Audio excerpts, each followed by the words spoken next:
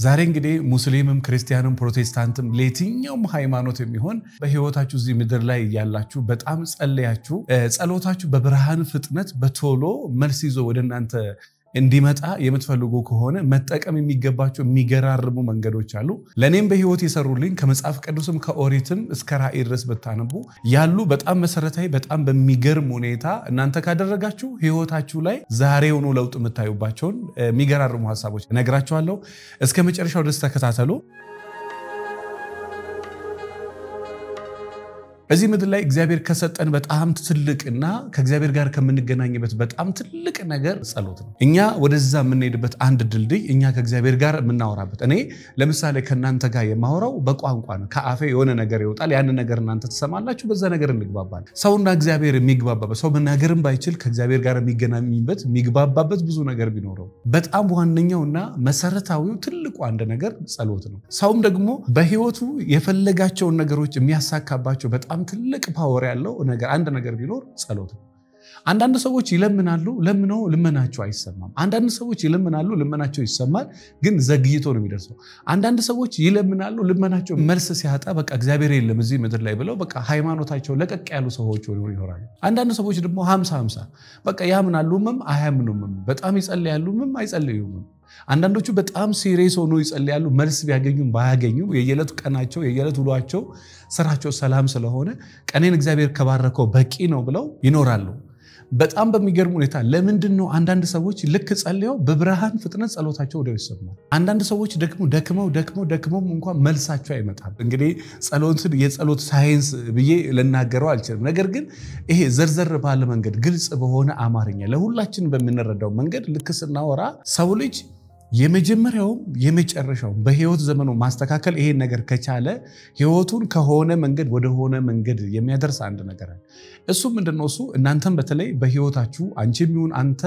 እናንተም ሆኑ በጋራ በጸሎት ህይወታችሁ የፈለጋችሁትን ነገር በብርሃን ፍጥነት ማግኘት ከፈለጋችሁ ለምሳሌ ወለጋ የሚያስኬድ መንገድ ካለ ቀጥታ መንገዱ ከዚህ ወለጋ ቤት በኩል እንደሆነ ይታወቃል። አንተ ግን ኢንዳይሬክት በቃ አቋራጭ ነው ብለ የምትሄዳቸው መንገዶች ወይ ደግሞ ፈጠንኩ ብለ የምትሄደው መንገድ ላይ አንተ ሊያስቀር ይችላል። እንደምታዩት ነው ይሄ ዘመን መንገዶች በፊት ገረጋንቲ ፒስታ ነበረ ለምቾት አሁን አስፋልት ሆኗል። ስልጣኔ ጥሩ ነው። አስፋልቱ ግን አደጋውን አላስቀረው በጣም ይፈጥናል። በዛው መጠን የሰዎች የመሞት እድላቸው በጣም በፊት ፒስታ ነው ያን ሐላ አይፈጥሩም ያን ሐላ አደጋ የለም ምቾትም የለም። ሶ አንድ የሆነ የጸሎት ህይወት ያለው ሰው አንዳንዶቹ እየተሰሙ አንዳንዶቹ የማይሰሙበትን የጓደኛው ተሰምቶ እሱ የማይሰማበትን ለምሳሌ መጽሐፍ ቅዱስ ላይ የነነዌ ሰዎች በ3 ቀን ጸሎት ሊመላቸው የደረሰ እሳት ተመልሶላቸዋል። እኛ የሱን ጸሎት የሚመስል ጸሎት ጸልየናል ግን ምን መልስ የለም ማለት አይደለም። ዳይሬክትም ኢንዳይሬክትም የሆነ ነገር ተመልሶልናል። ነገር ግን ምንድነው ሳይንሱ ለኛ ያልገባን ነገር? መጀመሪያ እናንተ ለማንም ሃይማኖት ቅን ነገር ይኖራችሁ የፈለገውን ሰው ያምልክ ድንጋይ አምላክ ነው ብሎ ካመለከ ሂዝ ራይት። ለምን ያለምን ብዙ ጦርነት እኮ የጨረሰው እኔ ልክ ነኝ አንተ ልክ አይደለህም በቃ ለአንተ እውነት የሆነ ነገር አለ እሱ እውነት ነው። ለጋራችን እውነት የሆነ ነገር አለ አንድ እውነት ደግሞ አለ። በነገራችን ላይ በዚህ አጋጣሚ አንድ ሚስጥር ስነግራችሁ ዓለም ላይ ያለው አንድ ፈጣሪ ብቻ ያለው ምድርን የፈጠረም የሚያሳልፍም አንድ ነው። ሰዎች የራሳቸው እውነት አላቸው ወደዛ ትንታኔ ውስጥ አልገባም። እኔ ግን ለእናንተ መመለስ የምፈልገው ነገር አንድ ነገር ነው። እሱ ምንድነው? ጸልያችሁ ጸሎታችሁ መልስ እንዲያገኝ የምትፈልጉ ከሆነ እንደዚህ ጸልዩ። እድሜ ልክ በህይወታችሁ የሚጠቅማችሁና አንድ ቀን አመሰግናለሁ ብላችሁ ተደውላላችሁ። ምንድነው? መጀመሪያም መጨረሻም መጀመሪያ ልባችሁ ንጹህ አድርጉ። እመኑኝ በጣም ብዙ ሰው በህይወቱ ዋጋ የከፈለበት ዛሬ ማታ በህይወትሽ ለውጥ ማየት የምትፈልጊ ከሆነ ዛሬ ማታ በህይወት ለውጥ ማየት የምትፈልግ ከሆነ ስለመጸለይ ምንም ከማውራት በፊት መጀመሪያ ልብህን ንጹህ አድርግ። ለምን መሳላችሁ? ለእግዚአብሔር የሆነ ነገር ማቅረቢያ መሰዊያው ያ ልብ ነው። አንተ ያን መሰዊያ ንጹህ ካልሆነ እዛ ላይ ዳይመንድም አቅርብ ወርቅም አቅርብ ልብህንም አውጥተህ ስጥ መሰዊያው ንጹህ ካልሆነ ድረስ የምትሰዋው ነገር በታሪክ ንጹህ ነው። ለዛ ነው ማንም ከናንተ ለእግዚአብሔር ቤት መባ ማስቀመጥ ቢፈልግ መባውን አስቀምጦ መጀመሪያ የተጣላው ሰው ካለ ቂም የያዘበት ሰው ካለ ሄዶ ይታረቅ ከዛ በኋላ አጥቶ ያስገባል። ፈጣሪ በጣም ንጹህ ልብ ይወዳል። እኔ እንግዲህ ላለፉት ረጅም ዓመታት ምን ጠቀመ ብላችሁ ብትይ ከሞት አፋፍ ተርፌ ያውቃል። ነግሬያቸዋለሁ። ጥር 27 በቃ ሞቼ ከዛ ድጋሚ ተፈጠረ አሁን it is a miracle of God የእግዚአብሔር ተአምር ነው የኔ አይደለም የኔ ጸሎት የኔ ኃይል ምናምን አይደለም እኔ አባቴ እግዚአብሔር ከዚህ በላይ ድሜ ይስጠው እናቴም አባቴም በተቻለ መጠን ልቡ ንጹህ ነው ይመስለኛልና እኔ ከሰው ከአባቴ ብቻ አይደለም በጣም አጠገቤ ካሉ ሰዎች ለመማር የምጥር ሰው ነው ከትልቅም ከትንሽም እና መጽሐፍ ቅዱስ ኢዮብም ማረጀ እድሜም ጠግቦ ሞተ ይላልና እድሜ ራሱ ጠግባቸው ሞት የምትፈልጉ ከሆነ የመጀመሪያም የመጨረሻም እዚህ ምድር ላይ የምድር ቁልፍ ልብ ንጹህ ማድረግ እመኑኝ እናንተ የምታመልጧቸው ኪሳራዎች የምትተርፉባቸው ገደሎች ማንም በህይወቱ ሊተርፍባቸው አይችልም መጀመሪያም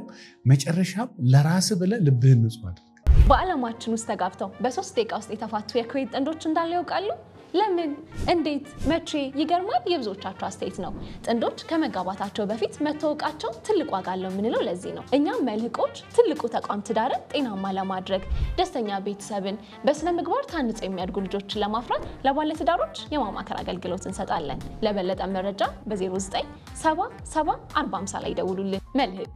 ልብ ንጹህ ማድረግ ማለት ነው ለማንም ክፉ ነገር አለማሰብ በቃ ቅን ሰው በቃ ቀጥተኛ ጥያቄ ስትጠይቅ ቀጥተኛ መልስ መልስ ትልቅ ነው ትንሽ ነው ሙስሊም ነው ክርስቲያን ነው ፕሮቴስታንት ካቶሊክ ጆባ ሃይማኖት ዘር ቋንቋ ኦሮሞ ማንንም ሳትል ለማንም ቅን ሁኑ በቃ የትኛውም ሃይማኖት የትኛውም ብሔር ቻይናም ህንድም የትም ሰው ለሁሉም በጣም ቅን ልብ ንጹህ ልብ እመነኝ ያልኩ በህይወትም ይዘንበው ነገር ታያላችሁና እኔ ብዙ ጊዜ እዚህ መጥቶ እኔን እዚህ ያቆመኝ የኔ ብቃት ወይ ደግሞ የትዳር ኤክስፒሪየንስ ወይ ደግሞ ሪሰርች ወይ ደግሞ ትምህርት ይመስላል ቅንነኝ ተብሎ እንደዚህ በሚዲያ ይወራም በሚችለው አቅም ግን ብያስባል እና በህይወታችሁ ዛሬ ለምነ ዛሬ መሰማት ከፈለክ በቃ ልብህን መጀመሪያ ንጹህ አድርግ በቃ የበደልካቸውን የበደሉን ምናምን በቃ ይቅር ቢያ ነው አንቺ አይደለሽም ጥፋተኛ እኔ ነኝ አንተ አይደለም ችግር ያለበት እኔ ነኝ ሶሪ እኔ ስልክ ላይ እንደዚህ መርጬ ያስቀየምኩት ሰው ማን ይሆን ብዬ በቃ ይቅርታ ለመጠየቅም ልክ ስደውል ተሰድቤ ተነቄ ምንም ተብዬ ያቃል በቃ እሺ ሶሪ በቃ አጥፍቻለሁ በማወቅም ባለማወቅ ከኔ በተሻለ እግዚአብሔር ይካስሽ ከኔ በተሻለ እግዚአብሔር ይካስ ብዬ ዘግቼ ያቃል አልጠቀመም የሆነ ነገር በቃ የዛኑ ቀን እርግፍ ብሎ ከኔ የወደቀ ይመስል በጣም ነው ቅልል ያለኝ በጣም ስለዚህ የመጀመሪያም የመጨረሻው በጣም ንጹህ ልብ ይኖራችሁ ከዛ ውጪ ስትጸልዩ መልሶቻችሁን ወዲያው ማግኘት ከፈለጋችሁ አንተ ለምነ አንተ በጠበቅከው መንገድ መልስ ካገኘ እሱማ አንተ ነው ጎትተህ የምትወስደው ማለት ነው እኔ ለምሳሌ ይሄንን ኮምፒውተር እግዚአብሔር ነው ነገር ብዬ ለመንኩት መዝጋት እንደዚህ ነው እሱም ይሄንኑ እንዲያደርግ ከፈለኩማ ያይማ የኔ እይታ ነው ያ የኔ ኤክስፔክቴሽን ነው እግዚአብሔር ደግሞ የሰው ልጅ ባይምሮ ከሚጠብቅበት መንገድ ውጪ ነው የሚሰራው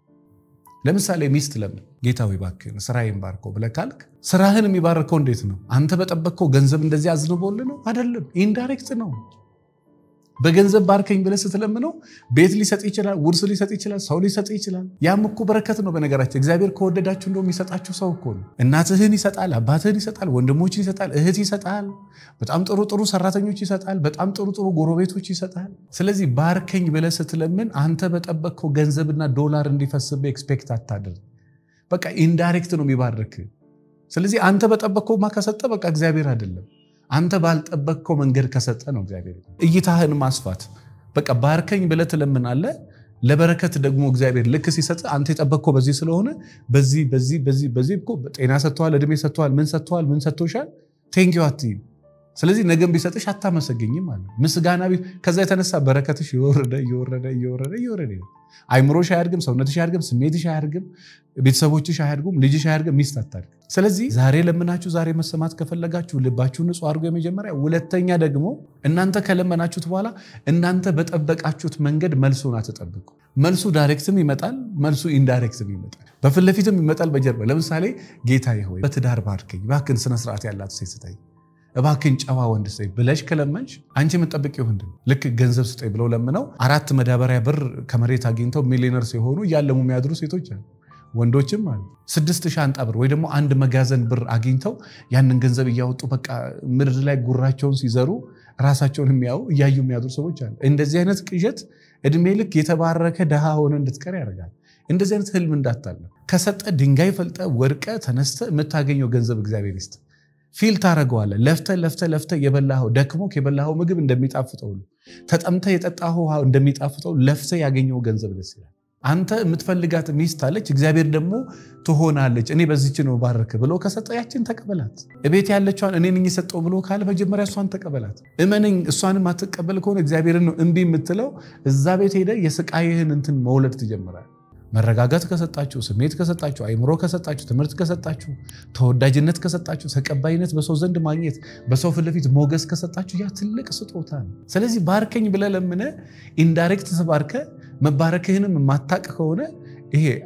አላዋቂ ነው አለማወቁን ደግሞ አያውቅም እንደዛ ማለት ለማወቅ ደግሞ አይፈልግም ሶስተኛ ስተት ነው አያውቅም አይገርምም አለማወቁን አያውቅም በጣም ይገርማል ለማወቅ አይፈልግም በጣም ደግሞ ይደንቃል ተባርኳል እንደተባረከ አያውቅም ለመባረክ እንደሚፈልግ ደግሞ ያንን ነገር ደግሞ በማስተዋል እንዲረዳው ደግሞ በታሪክ አይለምንም ስለዚህ እነዚህ ነገሮች አጥኗቸው እመኑኝ ያልኳችሁ የትም ሃይማኖት በእስልምናም በክርስትናም የትም ሃይማኖት ሆኖ እመኑኝ መጀመሪያ ልባችሁን ንጹህ አድርጉ ከዛ በተረፈ ያን ፈጣሪ ከለመናችሁ በኋላ ያ በረከቱ ኢንዳይሬክት ስለሚመጣ አመስግኑ ከዛ ለውጡን ታዩታላችሁ በህይወታችሁ ለውጡን እኔ እንደዚህ በያልኳቸው በጣም የተለያዩ ሃይማኖት ያላቸው ከስተመሮቼ ወር ሳይሞላ 3 4 5 ነገር በቤታቸው አይተው በነገራችን ሁሌ ተአምር ያያየው ነው በቀደም አንድ ከስተመሬ ከካናዳ ያወራዋት ነውና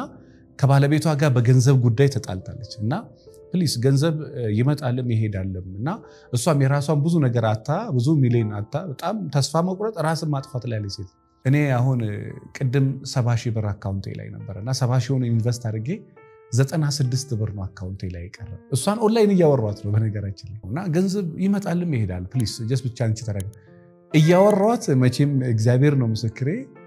እያወራሁት እሱም ሳልጨርስ 25,000 ብር ገባ ስክሪንሻት አድርጌ ላኩላት ማመን አቃታት እሷ ራሱ ማመን አቃታት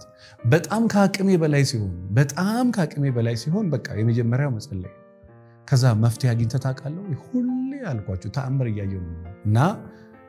እኔም እንዳንተ በህይወቴ በጸሎት ተአምር ማየት ፈልጋለሁ ምትሉ ሴቶችም ወንዶችም ባለትዳርም ያላገባችሁም ሰዎች ይሄ ነገር ተጠቀሙበት እመኑኝ ከዛ በኋላ ከዛሬ ነው የሚጀምረው ለውጡ ዛሬ ማየት ትጀምራላችሁ ይሄ ነገር ተጠቀሙበት ለማለት ወዳለሁ በሰፊው ደግሞ ሌሎች ቪዲዮዎች ላይ በደንብ ዲቴል ነው ያለን በትዳራችሁ አለመግባባት ጭቅጭቅ ነገር ካለ የረጅም ጊዜ አለመግባባት ውጭ ሀገር ውስጥም ያላችሁ የትኛውም ሃይማኖት ሆኖ የትም ቦታ ሆኖ በትዳራችሁ አለመግባባት ካለ ወደ ድርጅታችን ወደ መልእክት ጎራ በሉ ለበለጠ መረጃ 09774050 ላይ ደውሉ ስለ ትዳሬ ስለ ፍቅር ህይወቴ በቂ ዕውቀት ማግኘት ፈልጋለሁ ምትሉ ካላችሁ ነፃ ስልጠና አለ አድራሻችን መገናኛ ስለሺ ህንጻ 3ኛ ፎቅ ቢሮ ቁጥር 311 ነው ተዘጋጅተን እንጠብቃችኋለን መግቢያ ዋጋ በነፃ ነው ቤታችሁ ችግር ያለ ይሄ ስልጠና እንዳይመልጣችሁ አመሰግናለሁ